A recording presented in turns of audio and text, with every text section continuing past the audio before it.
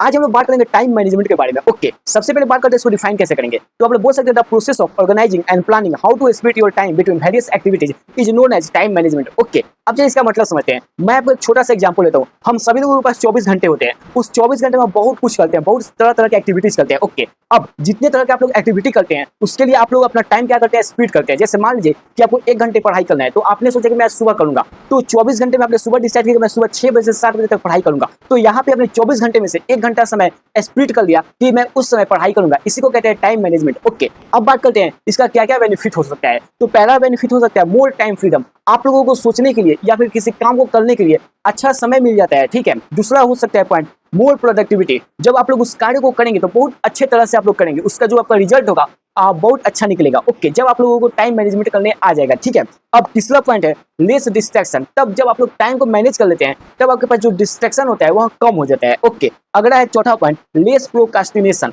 जब आप लोग टाइम को मैनेज कर लेते हैं तब आप लोग ये नहीं सोचते कि मैं ये काम आज नहीं करूंगा, कल करूंगा, क्योंकि आज मेरे पास समय नहीं मिला। ऐसा नहीं, जब आप लोग उस काम को डिसाइड कर लेते हैं कि मैं आज इसको सुबह ही कंप्लीट करूंगा, तो आपको प्रोक्रास्टिनेशन करने का मन बिल्कुल भी नहीं करता है। ओके, अगला है लेस स्ट्रेस। आपको जो टेंशन होता है वह कम हो जाता है जब आप लोग टाइम को मैनेज करते हैं। ओके, अगला है बेटर वर्क लाइफ बैलेंस। आप लोगों को अपने काम को बहुत अच्छे से बैलेंस कर पाते हैं। ओके, अगला पॉइंट है इंप्रूव फोकस। जो आपका फोकस होता है वह बढ़ जाता है जब आप लोग टाइम को मैनेज कर लेते हैं। ओके, अगला पॉइंट है हायर एनर्जी। जब आप लोग किसी काम को करते हैं, जब उसमें अगर आपने टाइम मैनेज कर लिया है तब जो आपका एनर्जी का लेवल होता है बहुत ज्यादा होता है। Okay, and last point more time to think and plan. जब आप लोग कभी भी टाइम मैनेज कर लेंगे अच्छी तरीके से तब आपके पास सोचने के लिए भी टाइम बचेगा और किसी चीज का प्लान करने के लिए भी, प्लानिंग के लिए भी और सोचने के लिए भी आपके पास टाइम बचेगा। ओके, अब बात करते हैं कि जो आपका गोल होता है, जब आप लोग कुछ चीज डिसाइड करते हैं उसका क्या क्या बेनिफिट होता है। जब आप लोग किसी चीज को सोचते हैं कि मैं ये काम आज कर दूंगा, तो उससे आप लोगों को क्या क्या बेनिफिट होता है। पहला होता है कि आपको डायरेक्शन प्रोवाइड हो जाता है कि मुझे क्या क्या करना है। ओके,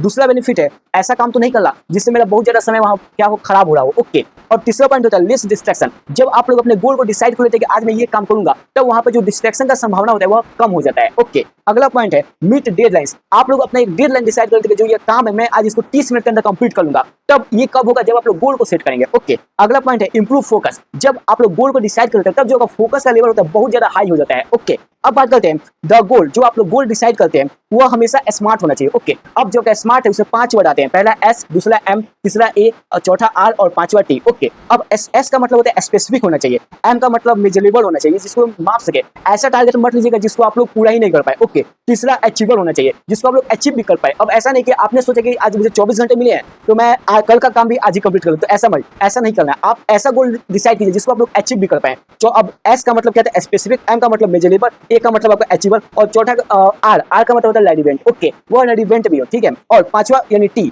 यानी टाइम बाउंड, और वो टाइम बाउंड यानी समय में आप लोग उसको बांट दीजिए कि मैं इसको 2 घंटे या 3 घंटे में कंप्लीट कर दूंगा। ओके, अब बात करते हैं एक लॉ है जिसका नाम है पार्किंसन लॉ। ओके, इसमें कहा किया जाता है, कहा जाता है the amount of work expand to fill the time available for the completion. Okay, इसका क्या मतलब, जैसे मान लीजिए कोई काम मिला ऑफिस से या फिर स्कूल से और उस काम को करने में 10 दिन समय है, तो आप लोग इतने आराम से करेंगे कि वह 10वें दिन जाके वह काम कंप्लीट होगा। ओके, अब मान लीजिए आपको वही प्रोजेक्ट मिला जो कि स्कूल से ही मिला, उसको 2 दिन आपको कंप्लीट करके स्कूल को दे देना, नहीं तो आपका 20 नंबर घट जाएगा जो कि फाइनल बोर्ड में होगा या फिर जो फाइनल परीक्षा होगा उसमें 20 नंबर आपको रिड्यूस हो जाएगा। तब आप लोग उसी काम को बहुत अच्छे से कर लेंगे 2 ही दिन में। तो यहाँ पे पार्किंसन लॉ आपका क्या करता है, पार्किंसन लॉ यहाँ पे काम करता है। कैसे, जैसे कि आपको 10 दिन समय मिला था, यानी ज्यादा समय मिला था, आपने काम को क्या किया, टालते चले गए। ओके, 10 दिन तक 10वें दिन जाके उस काम को किया, लेकिन जब आपको 2 दिन समय मिला तो आपने उस काम को 2 दिन में ही कंप्लीट कर लिया। ओके, इसी को कहते हैं पार्किंसन लॉ। अब बात करते हैं प्रोडक्टिव पीपल और अनप्रोडक्टिव पीपल में क्या अंतर है। पहला बात करते हैं प्रोडक्टिव पीपल। ये क्या होता है, दे आर गोल ओरिएंटेड। ये लोग अपने गोल को डिसाइड कर लेते हैं कि मुझे क्या करना है। और वहीं पे जो अनप्रोडक्टिव पीपल है, वे लोग के पास जो आपका लाइफ का गोल है वह कभी डिसाइड नहीं रहता है। ओके, उन लोगों को जो काम मिला वो करता है, वो ऐसा कोई काम नहीं करता है जिससे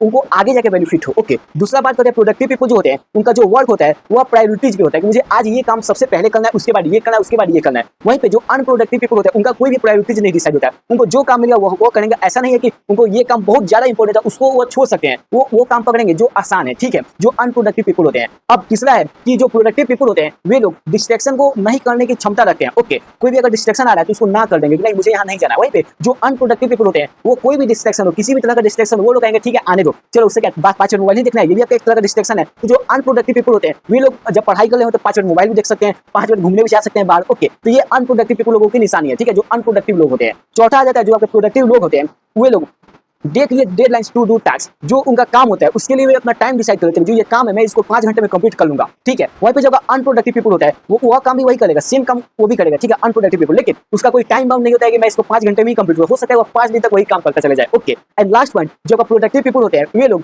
day take breaks to recharge themselves, वे लोग छोटे छोटे ब्रेक्स लेते हैं, ठीक है, अपने आप को रिचार्ज करने के लिए। वहीं पे जो अनप्रोडक्टिव पीपल होते हैं वे लोग कोई भी क्या करते हैं, ब्रेक नहीं लेते अपने आप को रिचार्ज करने के लिए। वे लोग एक काम को करेंगे तो पूरा का पूरा समय उसी में बिजी रह जाएंगे, ओके, जिस कारण उनका जो प्रोडक्टिविटी होता है बहुत ज्यादा कम हो जाता है, ओके।